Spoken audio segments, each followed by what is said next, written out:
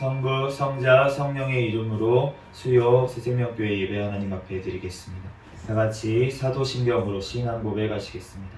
전능하사 천지를 만드신 하나님 아버지를 내가 믿사오며 그 외아들 우리 주 예수 그리스도를 믿사오니 이는 성령으로 잉태하사 동정녀 마리아에게 나시고 본디오 빌라도에게 고난을 받으사 십자가에 못 박혀 죽으시고 장사한 지 사흘 만에 죽은 자 가운데서 다시 살아나시며 하늘에 오르사 전능하신 하나님 우편에 앉아 계시다가 저리로서 산자와 죽은 자를 심판하러 오시리라. 성령을 믿사오며 거룩한 공회와 성도가 서로 교통하는 것과 죄를 사하여 주시는 것과 몸이 다시 사는 것과 영원히 사는 것을 믿사옵나이다. 아멘.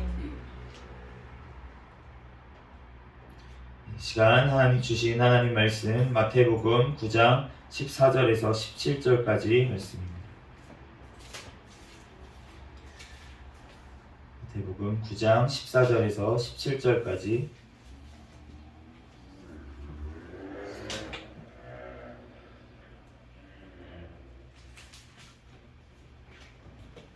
마태복음 9장 14절에서 17절까지 제가 봉독하겠습니다. 그때 요한의 제자들이 예수께 나와 이르되 우리와 바리새인들은 금식하는데 어찌하여 당신의 제자들은 금식하지 아니하나이까? 예수께서 그들에게 이르시되 혼인집 손님들이 신랑과 함께 있을 동안에 슬퍼할 수 있느냐? 그러나 신랑을 빼앗길 날이 이르리니 그때에는 금식할 것이니라. 생배 조각을 낡은 옷에 붙이는 자가 없나니 이는 기운 것이 그 옷을 당기어 헤어짐이 더하게 됨이요 새 포도주를 낡은 가죽 부대에 넣지 아니하나니 그렇게 하면 부대가 터져 포도주도 쏟아지고 부대도 버리게 됨이라. 새 포도주는 새 부대에 넣어야 둘이 다 보존되느니라. 아멘. 잠시 기도하고 하나님 말씀 전하겠습니다. 할렐루야. 사랑과 은혜가 충만하신 하나님, 은혜와 사랑에 감사합니다. 주님께서 사랑하여 주셔서 하나님 이 시간 가운데 또한 주님께 달려나와 또한 3일 아버지 하나님 이 예배로 하나님 앞에 영광 돌릴 수 있도록 은혜 내려주신 하나님 감사합니다. 하나님 지난 아버지 하나님 3일간도 우리들 지은 모든 죄악들 이 시간 모두 용서하여 주시고 예수님의 십자가의 보혈의 피로 깨끗하게 씻어 주시옵소서. 이 시간 오직 진리의 영이신 성령 하나님으로 우리들 그분만을 의지하며 예배하는 이 시간 되게 도와 주시옵소서. 이 시간 성령 하나님께서 각 사람 심령 가운데 충만하게 임하여 주셔서 하나님 이 말씀 깨닫는 은혜를 더하여 주시고 부족한 종의 모든 허물들은 주여 오직 가리워 주시고 예수 그리스도만 증거되는 시간 되게 도와 주시옵소서. 모든 걸 주님께 맡깁니다. 감사하며 거룩하신 예수 그리스도의 이름으로 기도합니다. 아멘. 할렐루야. 네, 오늘은 형식보다 중요한 것이라는 제목으로 하나님 말씀을 전하겠습니다. 말씀 전하기 전에 제가 죄송한 말씀을 한번 드리겠습니다. 네, 지난주에 우리가 같은 본문으로 말씀을 전했어야 되는데 제가 이제 준비가 좀 덜 됐었어요, 지난주에. 그래서 이제 말씀을 그 본문을 못 전하고 이번 주에 이제 이 같은 본문을 다시 이제 주보에 실어서 전하게 됐는데 그러면서 이제 기도를 하다가 보니까 하나님께서 그러한 마음을 주셨습니다. 그래서 그 전에 있던 제목보다 이 제목으로 하나님께서 마음을 주셔가지고 이 제목으로 지금 말씀을 이제 전하게 되었습니다. 그렇게 된 이유가 이제 배경을 설명을 드리자면 마태복음 우리가 7장 그 산송주 말씀에 보면은 금식에 대한 말씀이 있어요. 우리가 6장 말씀이죠. 6장 16절부터 18절까지 말씀에 이제 금식할 때 어떻게 기도하라 라면서 주님께서 말씀을 해주셨고 그 말씀을 8월 말쯤에 저희가 금식이라는 제목으로 이제 여기 그 수요 예배 때 말씀을 증거를 했습니다. 그래서 그 말씀이 이제 중복이 될 것 같아가지고 그래서 이제 고민을 하다가 하나님 앞에 기도하다가 이제 말씀을 제목을 바꿨습니다. 그거에 대해서 양해를 부탁드리고요.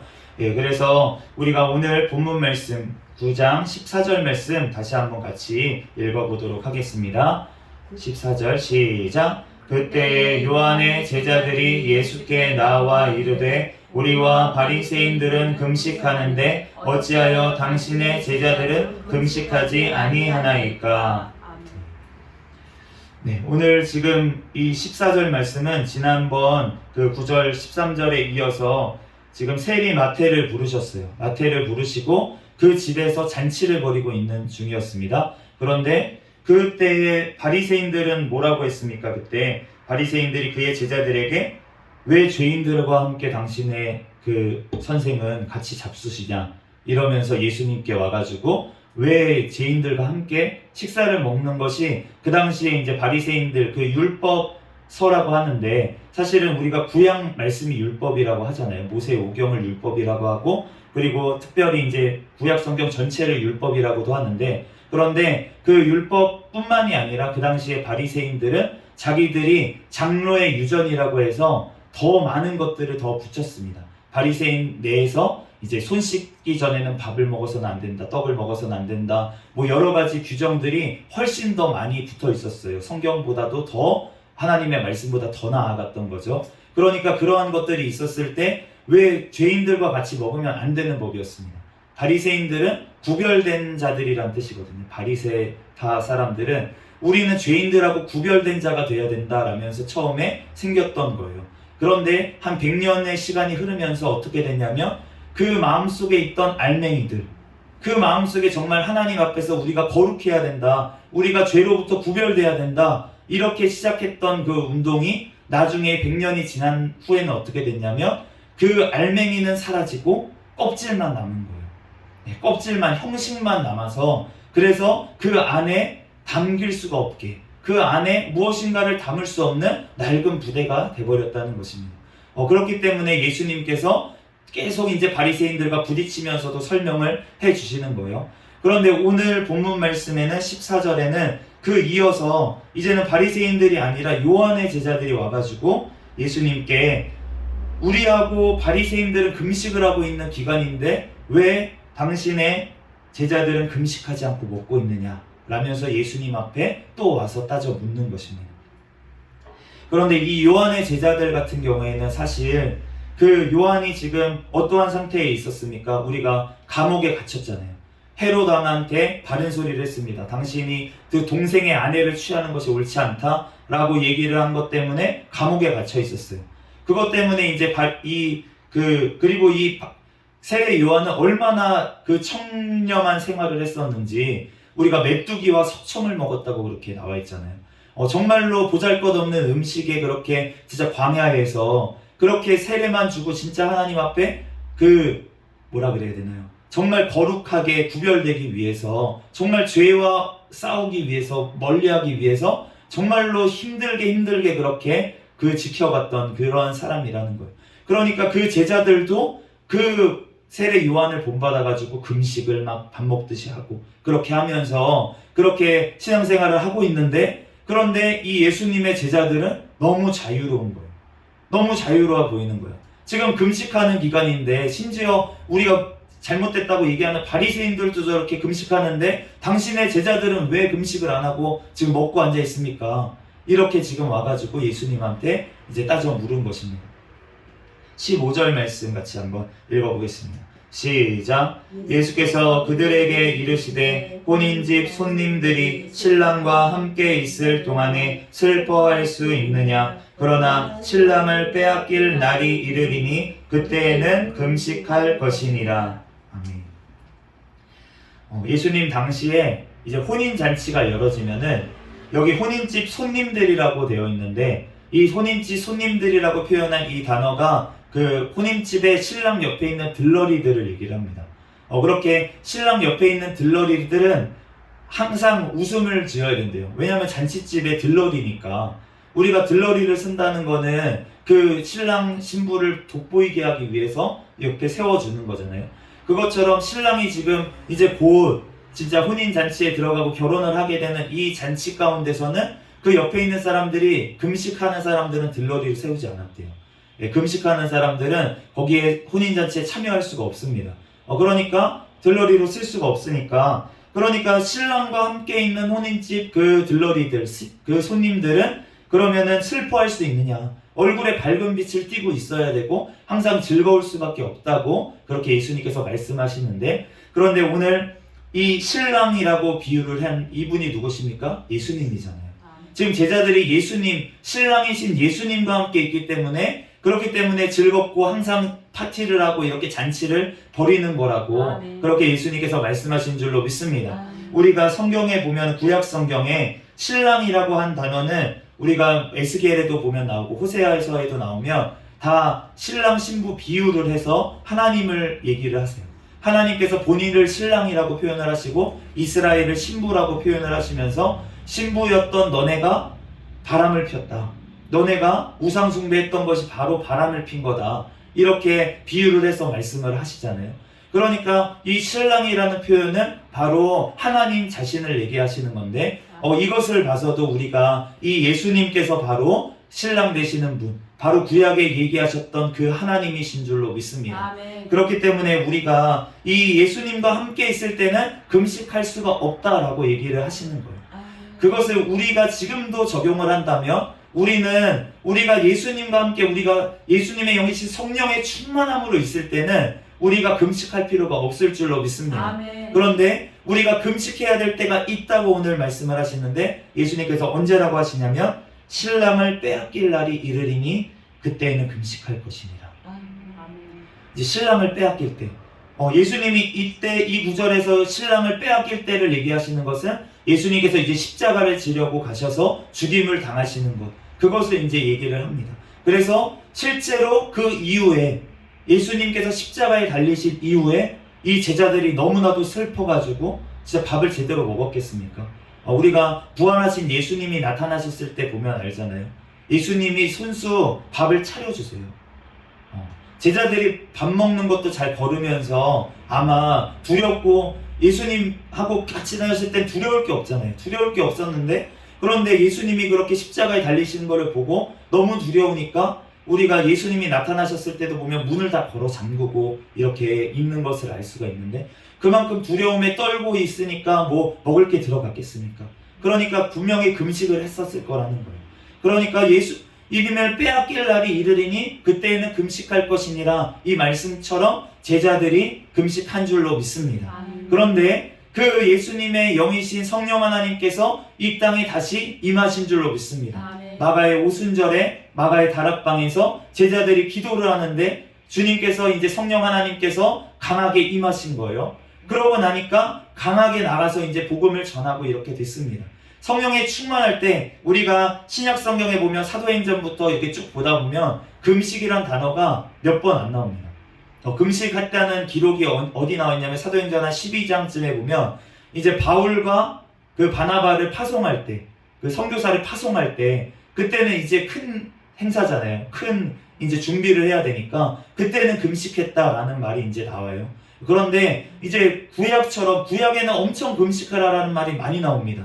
그런데 절기의 때마다 금식하라고 하시죠. 하나님이 때마다, 옛날 무슨 일이 있을 때마다, 또 회개할 때마다, 미스바에서도 금식을 했었고요. 사무엘과 같이 모든 어떤 회개할 때마다 금식을 했던 걸 알 수가 있는데, 그런데 신약 성경에 보면은 금식이란 단어가 별로 안 나온다는 것을 봤을 때, 우리가 성령님의 충만함으로 늘 유지하는 사람들은 금식이 크게 필요 없는 줄로 믿습니다. 그런데 우리가 금식을 또한 해야 될 때가 있는데, 그러면 어느 때냐면 우리가 성령을 소멸했을 것 같은 그러한 우리의 심령이 공고한 삶의 순간에는 우리가 금식을 해야 될 줄로 믿습니다. 내가 성령님이 언제 떠나시냐면, 우리가 성령님의 근심하게 하시고, 우리가 성령님을 항상 모셔드리고 우리가 그 말씀에 순종을 해야 되는데, 우리가 순종하지 아니할 때 성령님께서 우리에게 떠나시는 것 같지만 사실은 떠나시는 건 아니지만, 완전히 떠나신 건 아니지만 우리의 심령 가운데 충만하게 임하실 수가 없다는 거예요. 왜냐하면 내 마음속에 죄악이 더 가득 차 있기 때문에 성령 하나님께서 더러운 것과 함께 하실 수가 없습니다. 그런데 그러한 순간에 우리가 정말로 주님 앞에 진심으로 회개할 때는 우리가 금식을 하는 게 굉장히 도움이 됩니다. 왜냐하면 우리가 금식을 한다는 것은 내 목숨을 내놓는다는 거죠. 그러니까 그러한 간절한 회개를 할 때에는 우리가 금식이 필요한 줄로 믿습니다. 그리고 우리가 압제당하는 자를 자유케 하기 위해서, 예수님께서 직접 얘기를 하실 때 사람 앞에서 하지 말아라.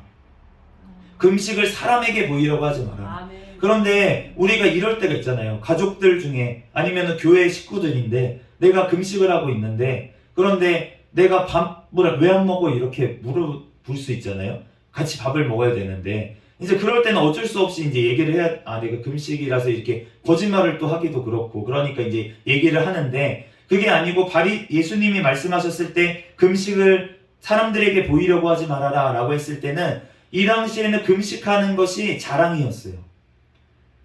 이 당시엔 자랑이었어요. 그래서 금식하는 걸 일부러 티를 냈어요. 바리새인들도 금식할 때 얼굴을 추하게 하고 이렇게 지나가면은 옆에서 사람들이 뭐라고 합니까? 저분 금식하나 봐. 역시 저 랍비는 최고야. 진짜 어떻게 저렇게 경건할 수가 있지? 이 말을 듣기 위해서 일부러 얼굴을 이렇게 흉하게 했다는 거예요. 그런데 지금 우리 시대에는 사실은 그렇게까지 크게 적용되지는 않을 것 같습니다. 왜냐하면 우리가 금식한다고 누가 세상 사람들이 금식하십니까? 대단하십니다. 이렇게 얘기하는 사람은 없잖아요. 우리가 교회에서는 조심을 해야겠죠. 막 이제 일부러 나하고 밥도 안 먹는 사람이에요. 이제 교회 내에서. 그런데 내가 일부러 금식하는 거를 보여주려고 한다면은 문제가 될 것입니다. 그런데 결국은 우리의 마음이 중요하다는 거예요. 아멘. 어떻게 금식하냐, 어떻게 어떤 방식으로 금식을 하냐. 우리가 예수님은 40일 금식을 하셨는데 사실은 모세도 마찬가지고 물도 안 먹었어요. 물도 안 마시면서 단식이죠. 그러니까 단식을 하신 건데 그런데 어떤 사람은 그러면은 물을 먹으면서 해도 된다. 어떤 사람은 심지어는 무슨 된장국을 먹으면서 해도 된다. 이렇게 얘기를 하는데 사실은 금식이 어떻게 하냐 저렇게 하냐는 사실은 중요한 게 아니라는 거예요.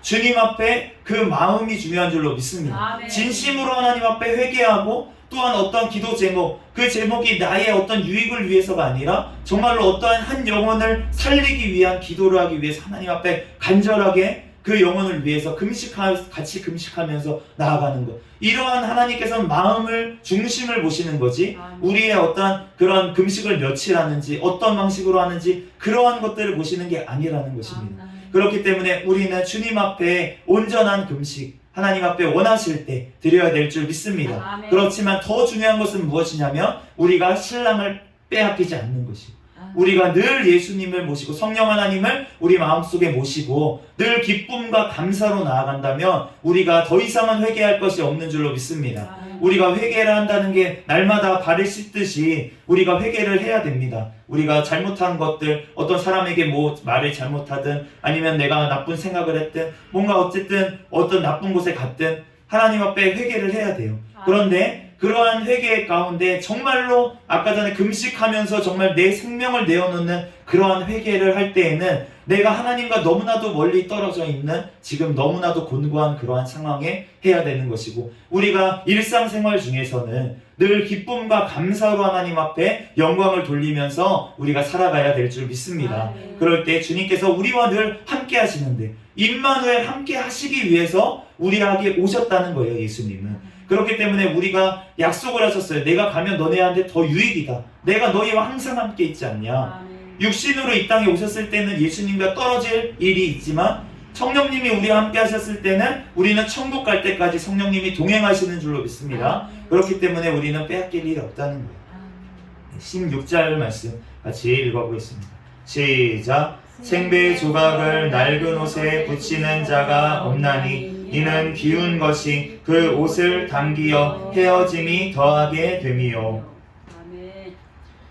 이 생배 조각은 한 번도 씻지 않은 완전히 새 천을 얘기를 하는데 이런 것을 이제 담임 목사님께서 이 재봉 전문가라서 더 잘 아실 것 같은데 우리가 기울 때 비슷한 천으로 합니다. 재질이 비슷한 천으로 해가지고 기워야지 이게 늘어나거나 이렇게 찢어지지가 않지. 이게 어떤 거는 신축성이 좋은 걸로 했는데 신축성이 안 좋은 천인데 얘 기운 거는 신축성 좋은 천이에요. 그러면은 이게 신축성 좋은 것 때문에 옆에 있는 게 원래 옷이 찢어질 수도 있고 이렇게 기운 것이 되잖아요. 그런데 이 진짜 옛날 얘기인 것 같습니다. 요즘 우리는 너무나도 옷이 넘치고 넘쳐가지고 기우는 거를 볼지도 못하고 진짜 멀쩡한 옷들도 다 갖다 버리는 이러한 우리 시대에 살고 있는데, 정말 주님 앞에 이 말씀이 지금 다음 세대는 이 말씀이 이해가 될지 모르겠어요. 저는 그나마 어렸을 때 이런 거를 조금 봐가지고 그나마 기운다는 거를 조금 아는데, 그런데 기운다는 게 뭔지, 왜 기워? 새 옷 사면 되지. 이렇게 이런 세대에 우리가 이 말씀을 어떻게 잘 전달해야 될지를 고민이 돼 있는데, 어쨌든 그 낡은 옷에 붙이는 자가 없다는 것이에요. 우리가 17절까지 말씀 읽어보고 하겠습니다. 17절 시작. 새 포도주를 낡은 가죽 부대에 넣지 아니하나니 그렇게 하면 부대가 터져 포도주도 쏟아지고 부대도 버리게 됨이라. 새 포도주는 새 부대에 넣어야 둘이 다 보존되느니라. 아멘. 새 포도주를 낡은 가죽 부대에, 이것도 우리가 이제 배경을 알아야 될 텐데, 이 낡은 가죽 부대, 우리가 그 가죽 부대에 이제 포도주를 새 것을 넣으면은 포도가 발효가 되잖아요. 그 안에서 발효가 되면서 이산화탄소가 나온다고 합니다. 이산화탄소가 나오면 그러면은 그게 점점 이렇게 부풀어 올라요. 부풀어 오르는데, 그런데 낡은 가죽 부대 같은 경우에는 벌써 옛날에 와인, 그러니까 포도주가 발효가 한번 된 상태라 가지고 이게 신축성이 없고 딱딱하게 굳어져 있는 상태입니다. 그래서 이게 낡은 가죽 부대에다가 새 포도주를 부어버리면은, 그러면은 이거 안에 발효되면서 이 부대가 견디지를 못하고 신축성이 없으니까 터져버린다는 거예요. 그렇기 때문에 새 포도주는 새 부대에 담아야지만 그 부대가 이제 팽창을 할 때 신축성이 이제 가죽이 있어서 그거를 이제 받아낼 수가 있고, 그러면서 포도주도 그 안에서 이제 발효가 된다고 그렇게 합니다. 그렇기 때문에 이러한 배경에서 예수님께서 지금 포도주를 낡은 가죽 부대에 넣지 말아야 되고, 그러면 부대가 터져서 포도주도 쏟아지고 부대도 버리게 된다. 그래서 새 포도주는 새 부대에 넣어야 된다. 이렇게 말씀을 하시는데, 이제 예수님께서 이 예수님의 보혈의 피, 이 피가 포도주일 줄로 믿습니다. 우리가 새 포도주를 이제 넣어야 되는데, 이 새 포도주가 결국은 예수님의 보혈의 피라 얘기할 수도 있고, 또 예수님의 가르침을 얘기할 수도 있어요. 우리가 그 전에 있던 낡은 가죽 부대, 이 낡은 가죽 부대는 그 예전에 아까 전에 얘기했던 바리새인들부터 왔던 그 율법의 말씀, 그 말씀들이 이제 그 낡은 가죽 부대가 되겠습니다. 그런 낡은 형식, 그런 낡은 어떠한 율법의 말씀, 율법, 우리가 구약의 이 율법을 얘기하는 것이 아니라 그 당시 바리새인들이 지켰던 그 장로의 유전을 포함한 그 율법을 얘기를 하는 거예요.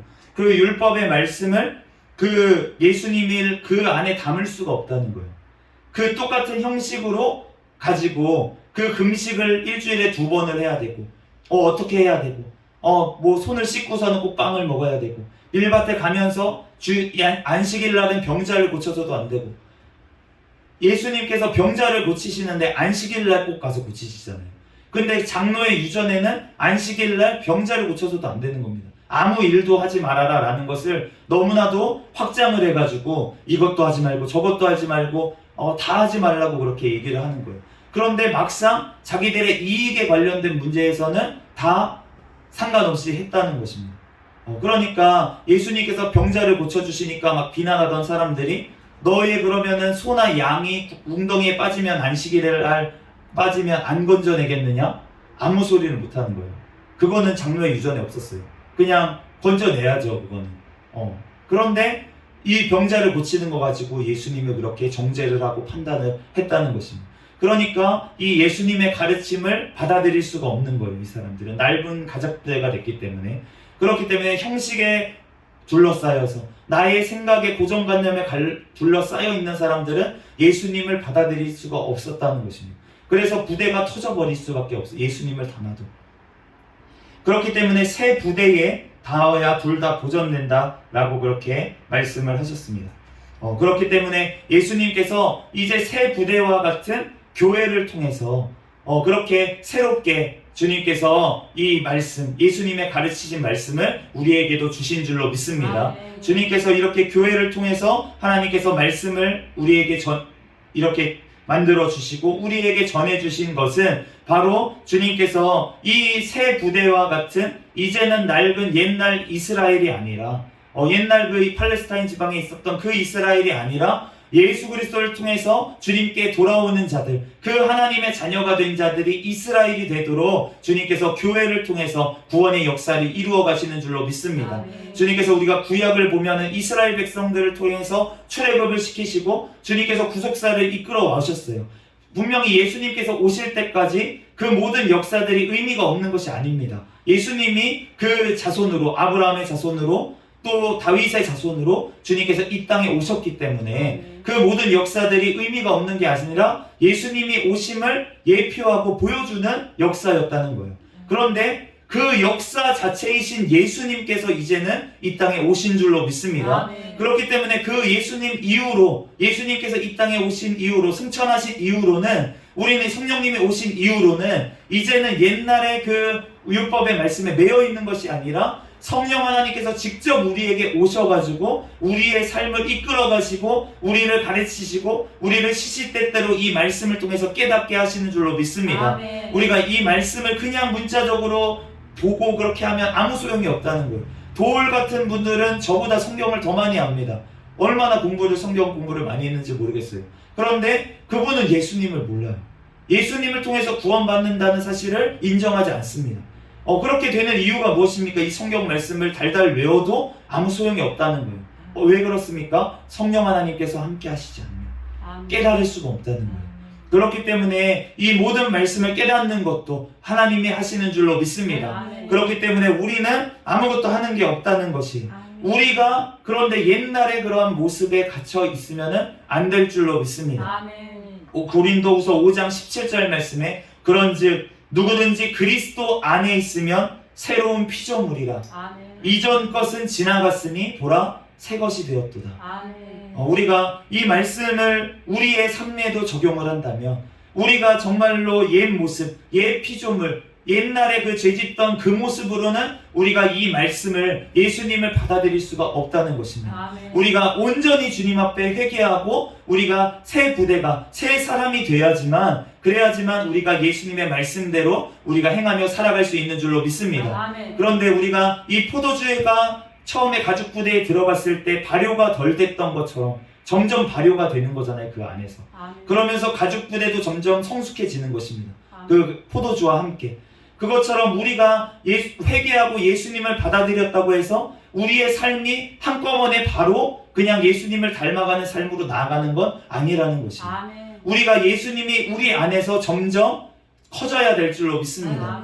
우리 안에서 예수님이 자라난다. 예수님이 자라나시는 게 아니라 우리의 마음이 예수님을 사랑하는 그 마음이 자라나야 될 줄로 믿습니다. 그를 통해서 우리의 겉모습도 우리가 점점 성숙한 모습이 나오는 거예요.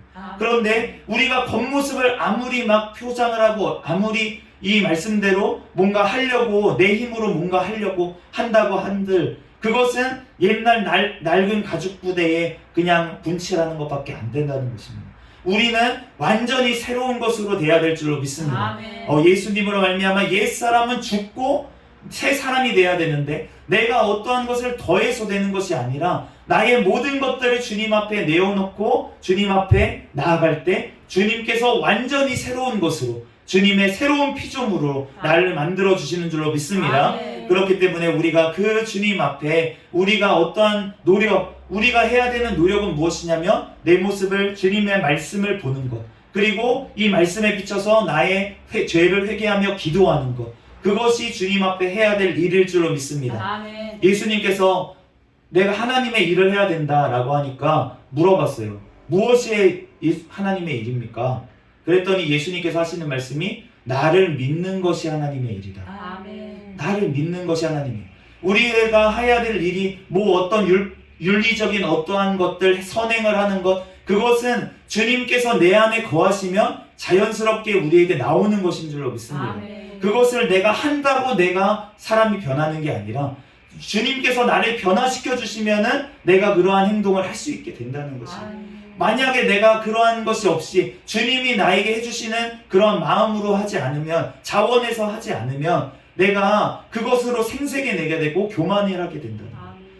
내가 했어. 내가 이렇게 많은 일을 했어. 내가 이렇게 봉사를 많이 했어. 내가 이렇게 선교를 많이 했어. 심지어 주님의 선교를 하는 게 얼마나 좋은 일입니까? 그런데도 불구하고 그것이 내 자랑이 된다면 그러면은 주님의 일이 아니라는 거예요. 아멘. 그것은 내 일을 했다는 거예요. 주님이 봤을 때는. 그런데 내가 어떠한 아무리 작은 일을 했더라도 내가 예수님을 위해서, 내가 정말 설거지를 하나 했어요, 교회에서. 그런데 그걸 예수님을 위해서 내가 물을 하나 떠다 줬어요, 누구를. 그런데 정말로 그 사람을 사랑하는 마음으로, 예수님의 마음으로 예수님께서 마음을 주셔서 내가 가서 섬겼어. 그러면은 그것은 영원히 남는 줄로 믿습니다. 아멘. 그렇기 때문에 우리는 주님이 먼저여야 될 줄로 믿습니다. 아멘. 내 힘으로 하는 것이 아니라 오직 내 안에 예수 그리스도께서 하십니다. 아멘. 우리가 주님의 앞에 정말로 온전히 주님 앞에 나아가는 주님의 부대로, 새 부대로 주님의 새 포도주를 받아서, 새 포도주이신 그 예수님을 받아서 그 성령 하나님을 우리가 간절히 구해서 우리가 그 성령의 충만함으로 승리하며 나아가는 저와 여러분이 되시기를 예수 그리스도의 이름으로 축복합니다. 아멘. 요한복음 7장 37절에서 39절 말씀만 읽고 말씀 마치겠습니다. 명절 끝날 날 곧 큰 날에 예수께서 서서 외쳐 이르시되 누구든지 목마르거든 내게로 와서 마시라. 나를 믿는 자는 성경의 이름과 같이 그 배에서 생수의 강이 흘러나오리라 하시니 이는 그를 믿는 자들이 받을 성령을 가리켜 말씀하신 것이라. 아멘. 잠시 기도하겠습니다. 할렐루야. 사랑과 은혜가 충만하신 하나님, 은혜와 사랑에 감사합니다. 하나님, 주여 예수님께서 하나님 이 땅에 오셔서 하나님 나를 대신해서 물과 피를 모두 다 쏟아주시고, 또한 이제는 구약의 제사가 아니라 하나님 오직 단번에 아버지 산 제사 제물로 아버지 하나님 드려지신 그 예수 그리스도의 그 십자가의 보혈의 피로 인하여 우리들을 구원하여 주시는 주님의 은혜와 사랑에 감사합니다. 아멘. 하나님 그 예수 그리스도로 말미암아 하나님 우리들이 새 피조물로 변화되는 줄로 믿습니다. 아멘. 하나님 우리들을 만져주시고 우리를 변화시켜 주시고 아멘. 우리의 옛사람은 아버지 완전히 죽고 예수 그리스도와 함께 새 사람으로 살아가게 도와주시옵소서. 아멘. 나의 공로로, 나의 힘으로, 나의 능력으로 하는 것이 아니라 오직 예수 그리스도를 믿음으로 말미암아 하나님 그 성령 하나님이 우리에게 임하심으로 말미암아 우리가 거룩으로 나아가는 줄로 믿습니다. 아멘. 우리의 공로를 의지하지 않게 역사하여 주시고 아멘. 오직 주님 앞에 회개로 주님 앞에 기도하며 나아가는 우리가 되게 축복하여 주시옵소서. 아멘. 모든 걸 주님께 맡기오며 거룩하신 예수 그리스도의 이름으로 기도합니다. 아멘.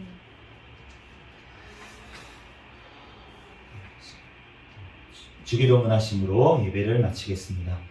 하늘에 계신 우리 아버지여, 이름이 거룩히 여김을 받으시오며 나라에 임하옵시며 뜻이 하늘에서 이루어진 것 같이 땅에서도 이루어지이다. 오늘날 우리에게 일용할 양식을 주옵시고 우리가 우리에게 죄 지은 자를 사하여 준 것 같이 우리의 죄를 사하여 주옵시고 우리를 시험에 들게 하지 마옵시며 다만 악에서 구하옵소서. 대개 나라와 권세와 영광이 아버지께 영원히 있사옵나이다. 아멘.